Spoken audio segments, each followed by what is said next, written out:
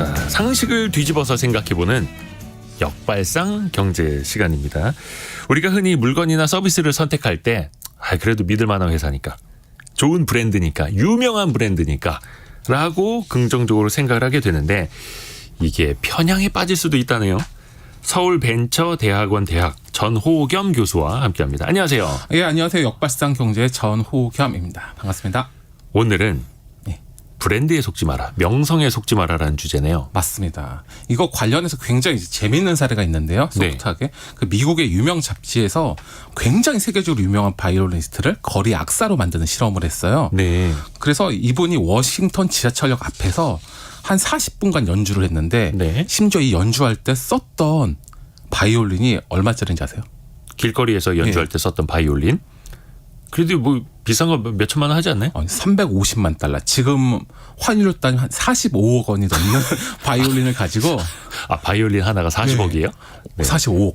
그래서 깜짝 놀랐어요. 그래서 이걸 가지고 연주를 40분간 하셨는데 심지어 이걸 지나가다가 그날 한 1000명 이상이 지나갔는데 이걸 지나가다 구경한 사람이 27명 정도 있었고, 그리고 1분 이상 음악을 들었던 사람은 7명에 불과했대요.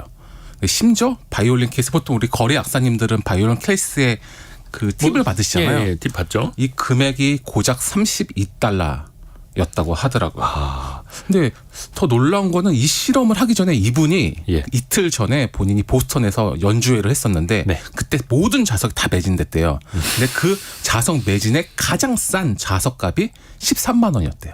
제일 비싼 게 아니라 제일 싼 자석이. 그러니까 이렇게 제일 싼 자석을 13만 원에 팔 정도로 브랜드 파워가 있는 음악가조차도 거리에서 이렇게 음악을 하면은 사람들이 관심을 안 가진다는 거죠. 뭔가 상징하는 바가 되게 큽니다. 근데 그 중에서도 뭐 저 같은 사람이야 뭐 구분을 잘 못하겠습니다만, 그래도 뭔가 조금 음악을 좋아하시는 분들은 구분할 수도 있잖아요. 그래서 이거 관련돼 가지고 우리나라 신문사에서도 똑같은 실험을 했어요. 그래서 우리나라 최정상급 바이올리니스트이자 어떤 유명대 교수님을 모시고 강남역 출구 앞에서 똑같이 실험을 한 40분 정도 했는데 심지어 이때 썼던 바이올린은 얼마짜리인지 아세요? 글쎄요, 그것도 뭐 몇 억? 아니요, 70억짜리. 예? 70억짜리 바이올린이 70억짜리가 있어요? 심지어 우리나라에 없어서 일본으로 가던 거를 잠시 빌려가지고 그걸 썼대요. 그렇게 해서 40몇 분을 했는데 우리나라에서는 총 21명이 지나가다가 돈을 넣었는데 16,900원 정도를 넣었다고 하더라고요. 근데 이게 굉장히 놀라운 게 이 실험 같은 경우에 이 강남역 출구에 그 당시에 약 그 앞을 지나갔던 사람이 9,500명이 있었대요. 그죠, 강남역 앞이니까. 그래서 그 중에서 2분 넘게 서서 한 곡을 들은 사람은 5명밖에 없고요. 한국 사람들 바쁩니다. 그렇죠. 그리고 바빠요. 이거 이상하다. 이거 이렇게 좋은 음악을 누가 이걸 하는 거지 이렇게 생각하면서 이게 이벤트가 아닐까 이렇게 생각했던 사람이 3명이 있었던 거고요. 그리고 9,500명 중에 딱 한 명만 5분 이상 듣고 자기 명함을 주면서 이렇게 음악을 잘하시는데 왜 거래 악사를 하십니까?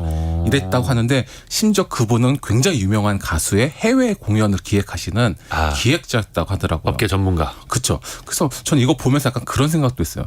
약간 이걸 보면 거의 10,000분의 1 정도로 나를 적극적으로 알아주는 사람이 있잖아요. 그래서 이렇게 생각하면 이게 쿨하게 뭘 좀 포기해야 되는지, 아니면 누군가는 언젠가 열심히 하다 보면 알아주는 사람이 있으니까 열심히 해야 되는지. 근데 아마 후자가 더 큰 인사이트가 있었던 것 같아요.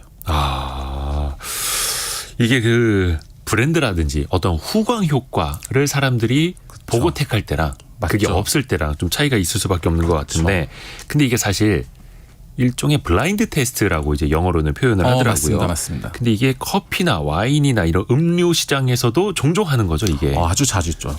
그 최근에 위스키나 하이볼이 굉장히 젊은 분들한테 인기잖아요.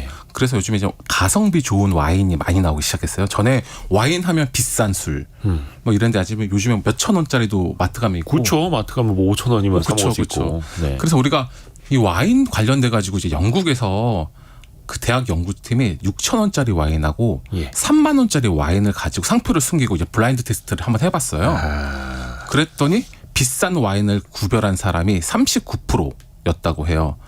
그러면은 그래도 39%나 비싼 와인을 찾아냈네 이렇게 생각할 수 있잖아요. 네. 근데 이게 양자택일이었거든요. 둘 중에 하나. 둘 중 하나면 사실 50%가 기본 나와야 되는데 심지어 50%도 안 되는 39%가 비싼 와인이 더 맛있다. 이렇게 했다는 거예요. 근데 이게 이 정도가 아니라 이거는 뭐 일반인이니까 그런가 보다. 이렇게 생각할 수 있는데요.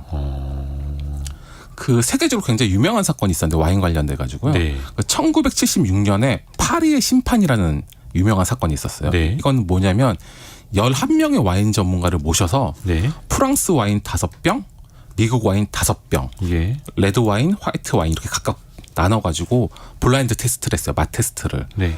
그런데 깜짝 놀란 거예요. 끝나고 나서 심사 결과가 화이트와 레드 모두 다 미국 와인이 1등을 한 거예요. 이거는 전문가 대상으로 한 건데. 세계적인 전문가 11명을 모셔다가 했는데 네. 1976년에. 그래서 이 전문가들조차도 이 심사위원들조차도 이거 뭔가 주최 측의 농간이다. 뭔가 잘못된 거 아닌가?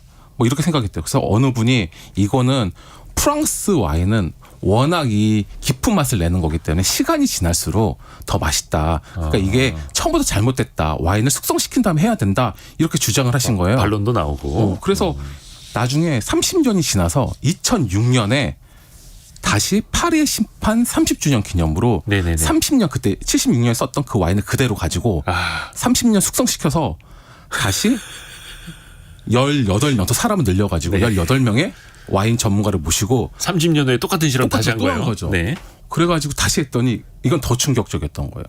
1위부터 5위가 그러니까 10병에 5병씩 프랑스와 미국 와인인데 1위부터 5위까지 다 미국 와인이 차지했던 거예요. 전엔 1등만 미국 와인 했거든요. 그러니까 오히려 시간이 지났더니 숙성된 맛을 봤더니 미국 와인이 더 맛있었다. 이런 또 당황스러운 결과가 나와서 굉장히 화제가 됐었죠. 프랑스 입장에서는 제 실험을 안 하니만 못했네요. 그렇죠. 그러니까 이게 오히려 우리가 생각하듯이 일반 사람만 맛을 모르는 게 아니라 전문가도 어느 순간부터 이렇게 편견이나 어떤 자기 생각을 가지고 있다 보면은 그 맛이 다르게 느껴질 수도 있는 거죠. 그렇죠. 뭐 프랑스 어떤 지방에서 난 포도로 해야 더 맛있고 그렇죠. 막 그런데 물론 이거는 전문가분들의 반론이 또 얼마든지 있는 부분입니다. 이거는. 그래서 해외 사례를 이야기해 주신 거고요. 근데 우리나라로 안으로 들고 들어와 보면 몇 년 전에도 우리나라 맥주는 수입 맥주보다 맛이 없다. 그쵸. 이 논란이 많았거든요. 그렇죠. 이것도 블라인드 테스트를 해보면 어떨까요? 이것도 그래서 모 맥주 회사에서 세계 맥주를 5잔, 뭐 미국 맥주, 중국 맥주, 일본 맥주, 한국 맥주 이렇게 놔둬서 블라인드 맛 테스트를 6년간 심지어 22,300명을 대상으로 했던 거예요. 그래서 이 5잔이 어느 나라 맥주인지 맞춰보고 뭐 이런 걸 했는데 단 한 명도 5개가 다 어느 나라 맥주인지 맞힌 사람이 없었대요. 그리고 더 심지어 한국 맥주를 찾은 사람은 22,300명 중에서 단 8명. 그러니까 확률로 따지면 0.00004%만이 한국 맥주를 찾았다는 거예요. 그래서 이거를 보고 역시 또 모 방송 기자분들이 술에 난 일가견이 있다. 이거 잘못된 거다. 그래서 한 8명이서 똑같은 실험을 했는데 역시나 아무도 못 맞췄다고 하더라고요. 저도 거기에 하나 있었습니다. 진짜요? 그러니까 그 기사 중에는 아니고 하도 국내 맥주 회사들이 국내 맥주는 맛이 없다 지적이 많아서 언론사 대상으로 블라인드 테스트를 많이 했어요. 그래요? 저도 가서 봤는데 한 10잔 놓고 하니까 못 맞춥니다. 그렇죠. 그러니까 느낌적으로 그런 거예요. 초록병에 든 맥주는 왠지 초록 맛이 날 것 같고 그렇죠. 갈색병에 든 맥주는 갈색 맛이 들 것 같은데 투명한 잔에 다 이렇게 똑같이 따라 놓고 눈 가리고 마시면은 모릅니다. 심지어 흑맥주도 구분을 못해요. 진짜요? 모르겠습니다. 이거 여러 개 먹어서 뭐 맛이 둔해져서 그런지 모르겠지만 그만큼 눈을 가리고 보면은 이름값을 빼고 보면은 또 다른 결과가 나온다라는 거죠. 그렇죠. 콜라업계에서도 이거 유명하잖아요. 굉장히 유명한 사건이 있었죠. 그 요식업 전문 매체에서 한 전 세계 36,000명을 대상으로 그 콜라 관련돼서 선호 맛조사를 했더니 64%가 현재 1위 콜라 맥주 회사가 맛있다라고 답하고 2위 콜라 관련돼서 36% 정도만 맛있다고 대답을 했는데 실제로 이거 관련해서 블라인드 테스트를 해봤더니 600만 명이 넘는 사람을 대상으로 해봤더니 실제로는 2위 콜라 회사가 실제로 먹어봤더니 52%가 맛있다고 한 경우가 있었죠. 이거 굉장히 유명한 케이스죠. 그렇죠. 그래서 C사와 P사가 맞습니다. 맨날 이걸로 싸우고 있죠. 근데 이제 중요한 거는 이런 블라인드 테스트를 해봤을 때 다른 결과가 나타날 수 있다. 브랜드나 후광 효과 없이는 2등도 1등을 넘어설 수 있다. 뭐 이런 거잖아요. 그렇죠. 기업이나 자영업자분들이 이걸 활용할 수 있는 방법 없을까요? 이게 결국에는 제품의 맛이나 성능보다는 네. 그러니까 이미지와 개인의 기억, 그러니까 더 나아가서는 사실 추억이 더 중요한 거거든요. 그러니까 예를 들어가 지역 소상공인, 자영업자 같은 경우에는 단골 장사를 많이 하잖아요. 그러니까 그 단골들이 그 시간을 굉장히 오랫동안 같이 한 거거든요.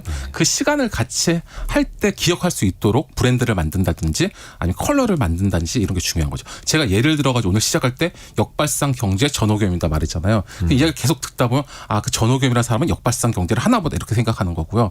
혹시 느끼셨는지 모르겠지만 제가 항상 이 네이비색 옷을 입고 오거든요. 네네네. 저는 모든 방송에 이 네이비를 입고 다녀요. 그러네요. 네, 그래서 저를 아는 사람들이 집에 옷이 하나밖에 없냐 물어봐요.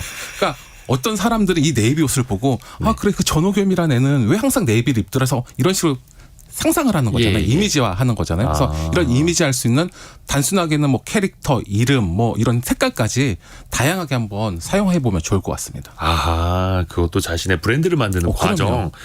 아, 그렇게 깊은 뜻이 있었던 거네요. 그렇죠. 전호겸 교수님. 옷이 한 벌밖에 없는 게 아닙니다. 오해할 뻔했습니다. 예, 그렇습니다. 0436님, 오늘 주제 너무 흥미롭네요. 저는 국내 저가 화장품을 쓰고 있는데 괜히 마음이 편해지네요라고 보내주셨습니다. 그럼요. 그 여러 가지 블라인드 테스트 해보면 우리나라나 예. 그 해외 저가 화장품이 고가보다 뭐 그렇게 성능이 떨어지지 않는다는 결과는 많이 나오잖아요. 네네네. 그 같은 OEM 회사에서 만들어서 그렇죠. 포장과 브랜드만 달리해서 보내줘도 가격이 몇 배 차이가 나는 그럼요. 경우도 저도 이제 목도를 했습니다. 그리고 전원향님, 교수님 오늘도 교복 입고 오셨네요. 네. 옷이 한 벌 있는 게 아닙니다. 오해하면 안 됩니다. 예, 예. 서울벤처대학원 대학의 전호겸 교수와 함께했습니다. 고맙습니다. 예, 감사합니다.